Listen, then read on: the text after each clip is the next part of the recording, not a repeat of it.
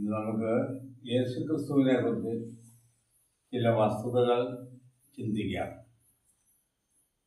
ലോകത്തിൽ പൊതുവെ പല ആളുകളും യേശുക്രിസ്തുവിനെ ധിക്കരിക്കുന്നു എന്നുള്ളതാണ്. കാരണം യേശുക്രിസ്തു ഒരു ചരിത്ര പുരുഷനല്ല എന്നുള്ളതാണ് കാരണം. ക്രിസ്തുവിനെ കുറിച്ച് ബൈബിളല്ലാതെ മറ്റൊരു പുസ്തകങ്ങളും പറയുന്നില്ല. അതുകൊണ്ട് ക്രിസ്തു എന്ന ഒരു മനുഷ്യൻ ജീവിച്ചിരുന്നില്ല, ക്രൂശിൽ മരിച്ചില്ല എന്ന് പറയുന്ന ആളുകൾ വളരെയധികം ഉണ്ട്. ഈ ആളുകളെ ക്രിസ്തു ജീവിച്ചിരുന്നെന്നും ക്രിസ്തു മരിച്ചെന്നും ഉയർത്തെഴുന്നേറ്റ് എന്നും ഒക്കെ ഉള്ള കാര്യങ്ങൾ പറഞ്ഞ് ബോധ്യപ്പെടുത്താൻ വേണ്ടിയിട്ടല്ല. ക്രിസ്തുവിലും ദൈവത്തിലും വിശ്വാസമുള്ളവർ ഈ വിഷയങ്ങൾ ബൈബിളിൻ്റെ അടിസ്ഥാനത്തിൽ പരിശോധിക്കുക വഴി നമ്മളുടെ വിശ്വാസം കൂടുതൽ ബലപ്പെടുത്തുന്നതിന് വേണ്ടിയിട്ടാണ്. ഇപ്പോൾ ക്രിസ്തുവിനെ കുറിച്ച് അവികലമായ ആശയങ്ങൾ പ്രതിപാദിക്കുകയും പല ആളുകളും അറിവ് കുറഞ്ഞവർ തെറ്റിപ്പോകുവാൻ ഇടയുണ്ട്. അപ്പം ഈ യുക്തിവാദികളുടെയും നിരീശ്വരവാദികളുടെയും നാസ്തികന്മാരുടെയൊക്കെ ആശയങ്ങൾ വേദപുസ്തകത്തിന് നിരക്കുന്നതാണോ എന്നാണ് നമ്മൾ പരിശോധിക്കുന്നത്. ലോകത്തിൽ പല ചരിത്ര പുരുഷന്മാർ ജനിച്ചതായിട്ട് ചരിത്രങ്ങളിൽ എഴുതിയിട്ടുണ്ട്, ശരിയാണ്. വേദപുസ്തകത്തിൻ്റെ ചരിത്രങ്ങളിൽ നിന്നും ലഭിക്കാതെ ഒരു അടിസ്ഥാനവും ഈ ലോക ചരിത്രകാരന്മാർക്ക് എങ്ങൊന്നും ലഭിക്കുന്നില്ല എന്നുള്ളതാണ് നമുക്ക് പറയാനുള്ളത്.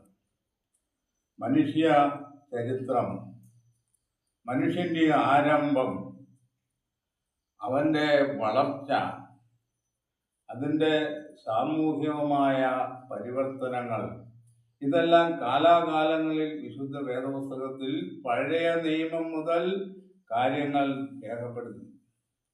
ഉൽപ്പത്തി മുതൽ നമുക്ക് പരിശോധിക്കുമ്പോൾ പല കാലഘട്ടങ്ങളിലുണ്ടായ സംഭവ വികാസങ്ങളും അതിനോട് ചേർന്നിട്ടുള്ള പല വ്യക്തികളെക്കുറിച്ചും പഴയ നിയമ ചരിത്രങ്ങൾ വളരെ വ്യക്തമായിട്ട് പറയുന്നു.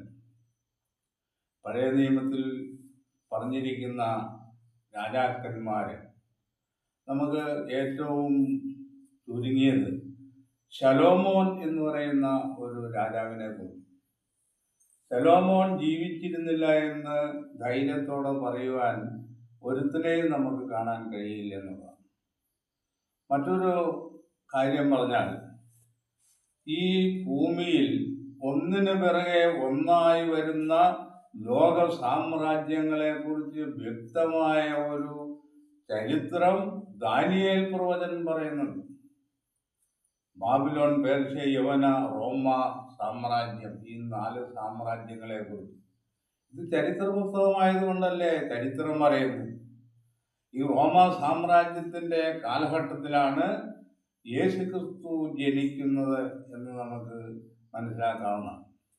യേശുക്രിസ്തുവിൻ്റെ ജനനം, യേശുക്രിസ്തുവിൻ്റെ പ്രവർത്തനം, ഈ കാര്യങ്ങളൊക്കെ യഹൂദ ജാതിയും ആയിട്ട് ബന്ധപ്പെട്ടിട്ടുള്ളതാണ്. മറ്റൊരു ജാതികളുടെയോ വിഭാഗത്തിൻ്റെ അടുക്കിലേക്ക് യേശു എന്ന് പറയുന്ന ക്രിസ്തു പോയിട്ടില്ല. യഹൂദജാതിയുടെ ഇടയിൽ ക്രിസ്തു പ്രവർത്തിക്കുമ്പോൾ തന്നെ ക്രിസ്തുവിന് ശത്രുക്കൾ ഉടലെടുത്തു എന്ന് നമുക്ക് കാണാൻ കഴിയും. യേശു ദൈവപുത്രനാണെന്ന് പറഞ്ഞു. ഞാൻ നിങ്ങളുടെ പാപങ്ങൾക്ക് വേണ്ടി മറുവിലയാകാൻ വന്നിരിക്കുന്നു എന്ന് പറഞ്ഞു. മനുഷ്യർക്ക് വേണ്ടി നല്ല ഉപദേശങ്ങൾ, യേശു ദൈവപുത്രനാണ് തെളിയിക്കാൻ വേണ്ടതായ അത്ഭുതങ്ങളും അടയാളങ്ങളും യഹൂദജാതിയുടെ ഇടയിൽ വളരെ പ്രത്യക്ഷമായിട്ട് കാണിച്ചു കൊടുത്തു. യേശുവിൻ്റെ സംസാരവും പ്രവർത്തനങ്ങളും യേശു എന്ന വ്യക്തിയെ വലിയ മഹത്വമുള്ളവനാക്കി തീർക്കുകയാണ് ചെയ്തത്. പക്ഷെ യഹൂദജാതിയുടെ ഇടയിൽ തന്നെ 2 വിഭാഗങ്ങളുണ്ടായി. ഒരു വിഭാഗം ക്രിസ്തുവിന് അനുകൂലമായി തീർന്നു, വലിയൊരു വിഭാഗം ക്രിസ്തുവിൻ്റെ എതിരാളികളായി തീർന്നു. ഇന്ന് ക്രിസ്തുവിന് എതിരാളികൾ ഉള്ളതുപോലെ. അപ്പോൾ 1-ാം നൂറ്റാണ്ട് മുതൽ ക്രിസ്തുവിൻ്റെ പ്രവർത്തനകാലം അത് ആരംഭിച്ചത് മുതൽ ക്രിസ്തുവിന് ശത്രുക്കളുണ്ടായി എന്നുള്ളതാണ്.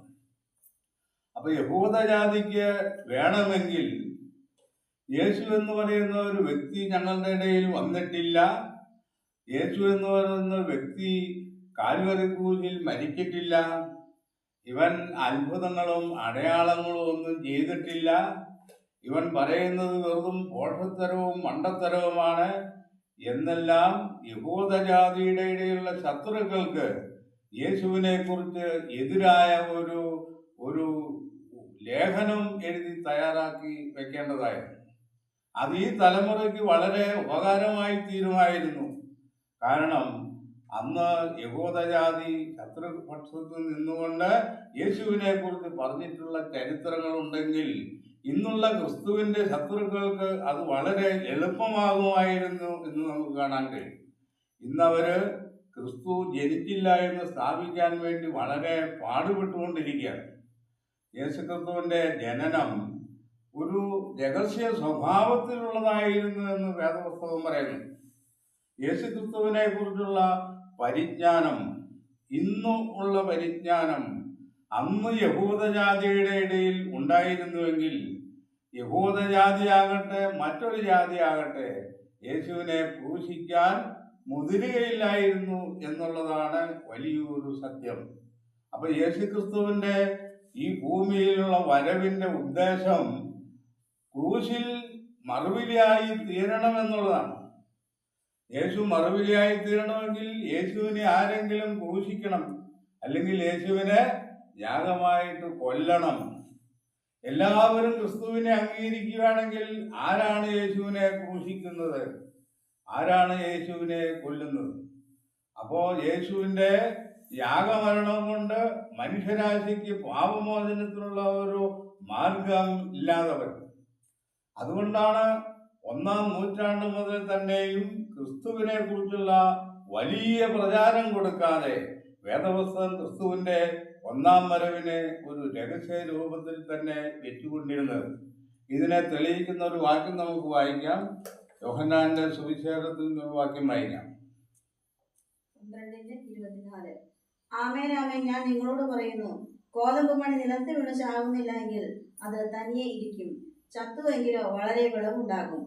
ആമേൻ ആമേൻ ഞാൻ നിങ്ങളോട് പറയുന്നു, കോതമ്പ് മണി നിലത്ത് വീണ് ചാകുന്നില്ല എങ്കിൽ അത് തനിയെ ഇരിക്കും, ചത്തുവെങ്കിലോ വളരെ വിളവുണ്ടാകും. യേശുക്രിസ്തുവിനെ ആരെങ്കിലും ക്രൂശിക്കുന്നില്ല എങ്കിൽ യേശുക്രിസ്തു മരിക്കാതെ ഈ ഭൂമിയിൽ ജീവിച്ചിരിക്കും എന്നാ കർത്താവ് പറഞ്ഞത്.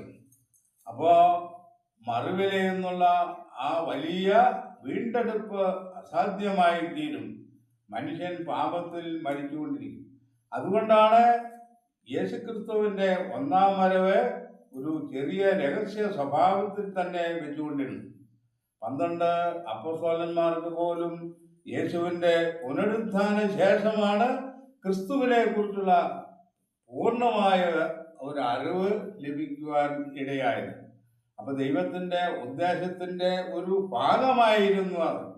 അതുകൊണ്ടാണ് ബൈബിൾ ഒഴികെയുള്ള മറ്റ് പുസ്തകങ്ങളിലേക്കോ മറ്റ് പരമ്പരകളിലേക്കോ ക്രിസ്തുവിനെ കുറിച്ചുള്ള ഉപദേശങ്ങൾ നൽകുവാൻ ദൈവം ആ കാര്യം തടഞ്ഞു.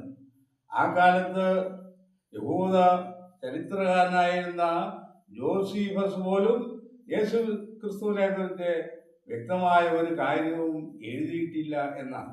കാരണം എന്താ? അത് യഹോവ തടഞ്ഞതാണ്. മോശയുടെ ശരീരം അടക്കം ചെയ്തു, എവിടെയാണെന്ന് ആരും അറിഞ്ഞില്ല, അതൊരു രഹസ്യമായിരുന്നു. അങ്ങനെ ക്രിസ്തുവിൻ്റെ ജീവിതകാലത്ത് ചില രഹസ്യ സ്വഭാവത്തിലുള്ള വസ്തുതകൾ ഉണ്ടായിരുന്നു എന്നാണ് നമ്മൾ മനസ്സിലാക്കേണ്ടത്. ഇനി യേശുക്രിസ്തുവിൻ്റെ ചരിത്രത്തെക്കുറിച്ച്, യേശുക്രിസ്തുവിൻ്റെ ജനന കാലഘട്ടത്തെക്കുറിച്ച് വേദപുസ്തകം എന്തെങ്കിലും പറയുന്നുണ്ടോ എന്ന് നമുക്ക് പരിശോധിക്കാം. ഒരു വാക്യം നമുക്ക് വായിക്കാം. ലൂക്കോസിന്റെ സുവിശേഷം 2-ാം അധ്യായം 1 മുതൽ ചില വാക്യങ്ങൾ നമുക്ക് ഒന്ന് വായിക്കാം. അക്കാലത്ത് ലോകമൊക്കെയും പേർവഴി ചാർത്തണമെന്ന് ഔഗസ്തോസ് കൈസറുടെ ഒരു ആജ്ഞ പുറപ്പെട്ടു. കുറേന്യസ് സുറിയനാട് വാഴുമ്പോൾ ഈ ഒന്നാമത്തെ ചാർത്തൽ ഉണ്ടായി. എല്ലാവരും ചാർത്തപ്പെടേണ്ടതിനു താന്താന്റെ പട്ടണത്തിലേക്ക് യാത്രയായി. അങ്ങനെ യോസഫും ദാവീദിന്റെ ഗൃഹത്തിലും കുലത്തിലുമുള്ളവനാകൊണ്ട് തനിക്ക് വിവാഹം നിശ്ചയിച്ചിരുന്ന മറിയ എന്ന ഗർഭിണിയായ ഭാര്യയോടും ചാർത്തപ്പെടേണ്ടതിനു ഗലീലയിലെ നസറേത്ത് പട്ടണം വിട്ടു. യഹൂദയിൽ ബേത്ലഹേം എന്ന ദാവീദിൻ പട്ടണത്തിലേക്ക് പോയി. അവർ അവിടെ ഇരിക്കുമ്പോൾ അവൾക്ക് പ്രസവത്തിനുള്ള കാലം തികഞ്ഞു. അവൾ ആദ്യജാതനായ മകനെ പ്രസവിച്ചു. ശീലകൾ ചുറ്റി വഴിയമ്പലത്തിൽ അവർക്ക് സ്ഥലമില്ലായകയാൽ പശുത്തൊട്ടിയിൽ കിടത്തി. ക്രിസ്തുവിന്റെ ജനന കാലഘട്ടത്തെക്കുറിച്ചും ക്രിസ്തുവിന്റെ ജനന സന്ദർഭത്തെക്കുറിച്ചും വ്യക്തമായ ഒരു ചരിത്രം തന്നെ ഇവിടെ പറഞ്ഞിരിക്കും. ഇത് വേദപുസ്തകത്തിൽ എഴുതിയില്ലെങ്കിലും മറ്റൊരു പുസ്തകത്തിൽ എഴുതിയാലും ഈ ചരിത്രം തന്നെയാണ് എഴുതേണ്ടത്. അപ്പോൾ വേദപുസ്തകത്തിൽ എഴുതിയിരിക്കുന്നതുകൊണ്ട് അത് നിഷേധിക്കുന്ന ആളുകൾ ഉണ്ട്. അഗസ്റ്റസ് സീസറുടെ കാലത്ത്, അതായത് റോമൻ സാമ്രാജ്യത്തിൻ്റെ കാലത്താണ് യേശുക്രിസ്തു ജനിക്കുന്നത്. അഗസ്റ്റസ് സീസർ ഇല്ലായിരുന്നു എന്ന് വാദിക്കാൻ ധൈര്യമുള്ള ആരെങ്കിലും ഉണ്ട്? അഗസ്റ്റസ് സീസർ എന്ന് പറഞ്ഞ ചക്രവർത്തി ഇല്ലായിരുന്നു, അല്ലെങ്കിൽ റോമാ സാമ്രാജ്യം ഇല്ലായിരുന്നു എന്നൊക്കെ വാദിക്കുന്ന എത്ര പേരുണ്ട് ഇവിടെ? ആർക്കും തെളിവില്ല. അപ്പോൾ അഗസ്റ്റസ് സീസറിൻ്റെ കാലത്താണ് യേശുക്രിസ്തുവിൻ്റെ ജനനം. അപ്പോൾ ലോകമൊക്കെയും പേർവഴി ചാർത്തണം എന്നുള്ള കൽപ്പന പ്രകാരം യോസേപ്പ് തനിക്ക് വിവാഹം നിശ്ചയിച്ചിരുന്ന മറിയയും കൂട്ടി യാത്രയായി ചാർത്തപ്പെടേണ്ടത്. യഹൂദയിൽ ബേത്ലഹേം എന്ന ദാവീദിൻ പട്ടണത്തിലേക്ക് പോയി. ഇതെന്നാ ചരിത്രമല്ലേ? ഇതെന്നാ എഴുതി വെച്ചിരിക്കുന്നത്? പിന്നെ ഇത് കെട്ടുകഥയാണോ? കെട്ടുകഥ ഇങ്ങനെയല്ല. കെട്ടുകഥ നമ്മൾ ഒരുപാട് ഇവിടെ ഈ സൂര്യന് കീഴിൽ ഒരുപാട് കെട്ടുകഥകൾ നമ്മൾ കേൾക്കുന്നുണ്ട്. കെട്ടുകഥകളുള്ള ഒരുപാട് പുസ്തകങ്ങളുണ്ട്. വേദപുസ്തകം കെട്ടുകഥ പറയുന്നതല്ല. അത് യുക്തിക്കും ബുദ്ധിക്കും ചേരുന്ന വിധത്തിലാണ് അതിൻ്റെ ഉപദേശങ്ങൾ അടങ്ങിയിരിക്കുന്നത് എന്നാണ്. അപ്പം ഈ വിധത്തിലുള്ള തെളിവുകൾ പോലും നിഷേധിച്ചുകൊണ്ട് എന്താണെന്ന് പരിശോധിക്കാതെ ഒരു രാമായണമായാലും മഹാഭാരതമായാലും ഇസ്ലാമിൻ്റെ പുസ്തകമായാലും ബൈബിളായാലും നമ്മളത് പരിശോധിക്കാൻ ഒരു താല്പര്യമുണ്ടാകണം. താല്പര്യമുണ്ടായിട്ട് അതിൽ നമുക്ക് അനുകരിക്കാവുന്ന കാര്യങ്ങൾ ഏത് പുസ്തകം പറഞ്ഞാലും നമുക്കത് അംഗീകരിക്കേണ്ടതാണ്. അതല്ലാതെ അത് കെട്ടുകഥയാണ്, ചരിത്രമല്ല എന്ന് പറഞ്ഞ് തള്ളിക്കളയുന്നത് അത് ചിന്താശേഷിയില്ലാത്തവരും മടിയന്മാരും ബുദ്ധിഹീനരുമായ ആളുകളുടെ ലക്ഷണമാണെന്നാണ് നമുക്ക് മനസ്സിലാക്കാൻ കഴിയുന്നത്. അപ്പം ചരിത്ര പുരുഷന്മാര് പറഞ്ഞിട്ടുള്ള പല വസ്തുതകളും ശരിയുണ്ട്. ആ ശരികളെ നമ്മൾ അംഗീകരിക്കുന്നു. യേശുക്രിസ്തു പറഞ്ഞിട്ടുള്ള കാര്യങ്ങളും ചെയ്തിട്ടുള്ള പ്രവൃത്തികളും മനുഷ്യന്റെ നന്മയ്ക്ക് ഉതകുന്ന ഏറ്റവും മൂല്യമേറിയ കാര്യങ്ങളാണ് ചെയ്തിട്ടുള്ളത്. ഇവിടെ യഹൂദ ചരിത്രകാരന്മാർക്ക് വേണമെങ്കിൽ AD 1-ാം നൂറ്റാണ്ട് മുതൽ ഒരു പുസ്തകം തന്നെ എഴുതാമായിരുന്നു. യേശുക്രിസ്തുവിൻ്റെ പ്രവർത്തനവും ഉപദേശവും തെറ്റാണ്, ഇങ്ങനെ ഒരു മനുഷ്യൻ ജീവിച്ചിരുന്നില്ല, അതുകൊണ്ട് നിങ്ങൾ അത് വിശ്വസിക്കരുത് എന്ന് പറഞ്ഞ് എഴുതാമായിരുന്നു. എന്നാൽ ഒരുത്തനും അതിനുള്ള ധൈര്യമുണ്ടായില്ല എന്നുള്ളതാണ്. കാരണം യേശുക്രിസ്തുവിൻ്റെ ജനനം എന്നുള്ളത്, ക്രിസ്തുവിൻ്റെ മരണം, പുനരുത്ഥാനം എന്നുള്ളത് അത് മാനുഷിക ചിന്താഗതിയിൽ ഒതുങ്ങുന്ന കാര്യങ്ങളല്ല എന്നുള്ളതാണ്. യേശുക്രിസ്തുവിൻ്റെ ജനനം തിരുവെഴുത്തുകളിൻ പ്രകാരം മരിച്ചു, തിരുവെഴുത്തുകളിൻ പ്രകാരം അവൻ പുനരുത്ഥാനം ചെയ്തെന്നാണ്. യേശുക്രിസ്തുവിടെ ഭൂമിയിൽ മനുഷ്യനായി വന്നത് ഇവിടെ ഒരു നല്ല സുന്ദരിയായ ഭാര്യയെ വിവാഹം കഴിച്ച് കുഞ്ഞുകുട്ടികളായി ഇവിടെ താമസിച്ച് സ്വത്തും പണമൊക്കെ സമ്പാദിച്ച് ഇവിടെ ജീവിക്കാൻ വേണ്ടിയിട്ടല്ല യേശുക്രിസ്തു വന്നത്. യേശുക്രിസ്തു ദൈവത്തിൻ്റെ പുത്രനാണ്. ഇവിടെ ആദാമ്യ സന്തതി പരമ്പരകൾക്ക് ആണും പെണ്ണും ചേർന്നുണ്ടാകുന്ന സന്തതി പോലെ ജനിച്ചവനല്ല യേശുക്രിസ്തു. അവൻ മേലിൽ നിന്നുള്ളവനാണ്. അവന്റെ ജനനം പരിശുദ്ധാത്മാവിനാൽ സംഭവിച്ച ഒരു വലിയ അത്ഭുത പ്രവൃത്തിയാണ്. ക്രിസ്തുവിന്റെ ജനനത്തെക്കുറിച്ച് നിങ്ങൾക്ക് വ്യക്തമായി മനസ്സിലാക്കണമെങ്കിൽ 139 സങ്കീർത്തനം കൃത്യമായിട്ട് വായിച്ച് പഠിച്ചാൽ നിങ്ങൾക്ക് മനസ്സിലാകും ക്രിസ്തുവിന്റെ ജനനം സാധാരണ മനുഷ്യരുടെ ജനനം പോലെ അല്ല എന്നുള്ളത്. അങ്ങനെ സാധാരണ മനുഷ്യനെ കുറിച്ച് പറയുന്ന കാര്യമല്ലാത്തത് കൊണ്ടാണ് മറ്റ് ചരിത്രങ്ങളിലേക്കൊന്നും വിശുദ്ധ വേദപുസ്തകം ഇതിൻ്റെ ക്രിസ്തുവിനെ കുറിച്ചുള്ള ഉപദേശത്തെ കുറിച്ചുള്ള രേഖകൾ നൽകാഞ്ഞത് എന്നുള്ളതാണ്. അപ്പൊ ഈ യേശു ക്രിസ്തുവിനെ ധിക്കരിക്കുന്നവരെ സംബന്ധിച്ച് ചില പണ്ടൊരു പഴഞ്ചൊല്ലൊക്കെ കണ്ടറിയാത്തവൻ കൊണ്ടറിയുമെന്നാണ്. അത് വേദപുസ്തകത്തിന്റെ ഉപദേശത്തിൽ മാത്രമേ അത് ശരിയാവുള്ളൂ. കണ്ടറിയാത്തവൻ കൊണ്ടറിയൂ എന്നുള്ളതാണ്. യേശു ക്രിസ്തുവിനെ നിഷേധിക്കുന്ന ഏതൊരാൾക്കും ക്രിസ്തുവിന്റെ 2ാം വരവിൽ ന്യായവിധി ദിവസത്തിൽ ഈ ഭൂമിയിൽ നിന്ന് നിശേഷമായ ഛേദനമാണ് നൽകപ്പെടുന്നത് എന്നുള്ളതാണ്. അതുവരെ ഇവിടെ ഭൂമിയിൽ ജീവിക്കാൻ യാതൊരു തടസ്സവുമില്ല. സഹസ്രാബ്ദ രാജ്യത്തിൽ കൊണ്ടറിയും 2ാം മരണം കൊണ്ട് അവസാനിക്കും. അങ്ങനെ ദൈവം എഴുന്നേൽക്കുന്നു, അവന്റെ ശത്രുക്കൾ ചിതറിപ്പോകുന്നു. യഹോവയുടെയും യേശുക്രിസ്തുവിന്റെയും ശത്രുക്കൾ അവർ എഴുന്നേൽക്കുമ്പോൾ ചിതറിപ്പോകും. ഇങ്ങനെയുള്ള ഒരു ശത്രുക്കളുടെ ഒരു ഗണം തന്നെ ഈ അന്ത്യകാലത്ത് എഴുന്നേറ്റിരിക്കുകയാണ്.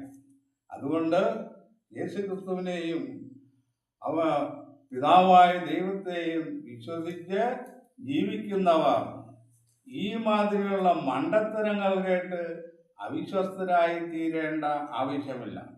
യേശു ദൈവപുത്രനെന്ന് വിശ്വസിക്കുന്നവരിൽ ദൈവം വസിക്കുന്നു എന്നാണ്.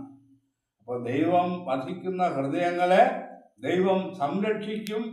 അബദ്ധവിശ്വാസങ്ങളിൽ നിന്നും ദുരാചാരങ്ങളിൽ നിന്നും അവരെ വിടുവിക്കും എന്നുള്ള അറിവ് നമ്മുടെ വിശ്വാസത്തിൻ്റെ ബലമാണ്.